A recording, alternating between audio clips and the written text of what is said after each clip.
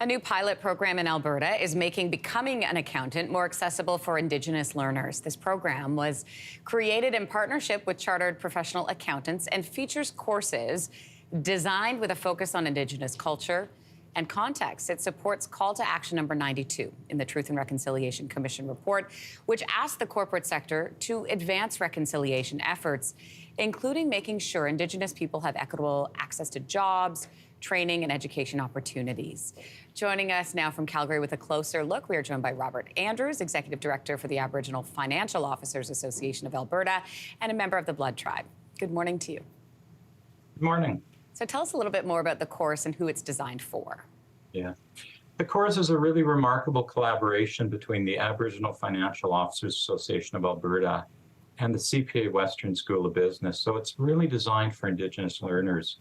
And what we did is we looked at the significant systemic barriers that are experienced by Indigenous learners and developed a program that really addressed and mitigated those challenges for them.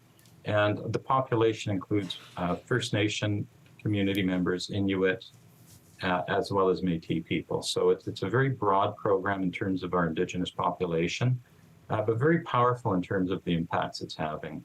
You mentioned systemic barriers. What are some of the barriers that currently exist in the accounting profession? Yeah. When we started the program, CPA Canada supported a research initiative to look at these barriers. And so I was one of the co-researchers in that project, and we interviewed quite a number of business students and learners, and we found we enumerated about 32 barriers.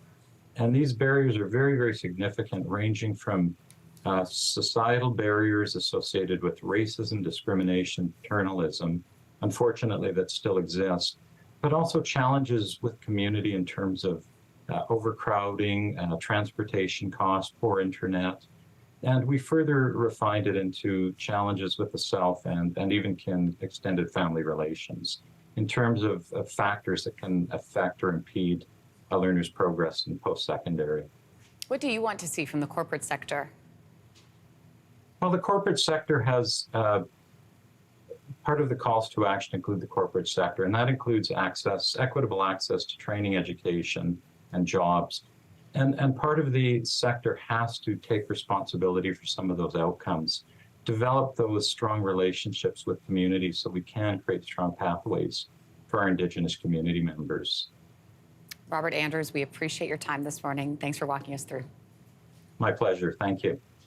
Hey, thanks for watching. If you liked this, be sure to subscribe here, or you can check out more Your Morning videos right here.